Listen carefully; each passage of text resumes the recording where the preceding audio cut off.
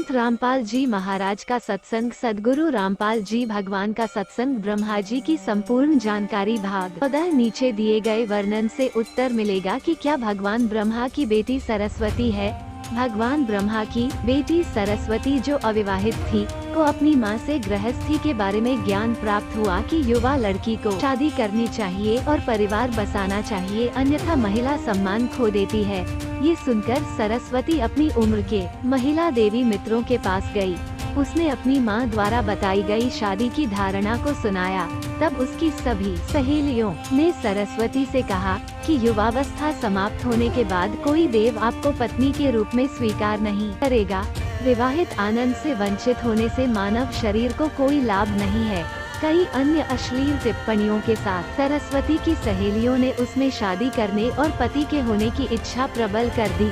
उन्होंने ये भी कहा कि आज सुनहरा मौका है कि सभी देवता आपके पिता के दरबार में इकट्ठे हुए हैं, आप अपने जीवन साथी का चयन करें। ये सुनकर सरस्वती भगवान ब्रह्मा की पुत्री ने अपने आप को भारी और सुंदर परिधान से अलंकृत किया और पति के चयन की भावना से भगवान ब्रह्मा की सभा में गई। वो सभी देवों को एक उल्लेखनीय नजर से देखती हुई चली गई। उस समय भगवान ब्रह्मा अपनी सुंदर जवान बेटी को देखकर होश खो गए। सरस्वती के उच्च आकर्षण ने उनके मन में अवैध जुनून पैदा कर दिया। उन्होंने अपना सिंहासन छोड़ दिया और सरस्वती को अपनी बाहों में ले लिया और दुर्व्यवहार करने की कोशिश की। उसी समय भगवान शिव प्रकट हुए और भगवान ब्रह्मा की पिटाई की और कहा, ब्रह्मा तुम क्या कर रहे हो? ऐसा जघन्य पाप, इस शरीर को त्यागे, अन्यथा आप कुत्ते के जीवन रूप में जन्म लेंगे। भगवान ब्रह्मा जल्द ही होश में आ गए और अपने शरीर को वहां पर त्याग दिया। देवी दुर्गा ने अपनी शब्द शक्ति से उस आत्मा को उसी उम्र का एक और शरीर प्रदान किया जो वर्तमान में भगवान ब्रह्मा के रूप में विराजमान है। नोट: अब पाठकों को स्वयं यह निर्णय लेना चाहिए कि सामान्य मनुष्य किस कार विकार और उच्छृंखलता से परिपूर्ण है। ये काल ज्योति निरंजन का खतरनाक जाल है।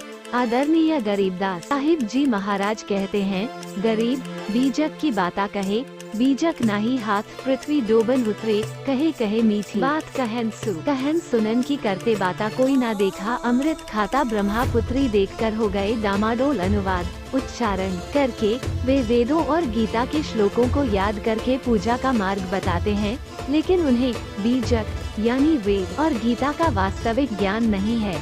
ये तथाकथित बुद्धिजीवी पृथ्वी पर सभी मनुष्यों को भ्रमित करने के लिए पैदा हुए हैं। उन्हें गलत ज्ञान बताकर जो कि शास्त्र आधारित नहीं है और उनके जीवन को बर्बाद कर रहे हैं। वे केवल मूर्ख बनाते हैं कि हमने भगवान को प्राप्त कर लिया है और हम इसका आनंद ले रहे हैं। उन्हें कुछ भी हासिल नहीं हुआ है। भगवान ब्रह्मा कितना डींग मार रहे थे, अपनी ही बेटी को देखकर उनके होश उड़ गए।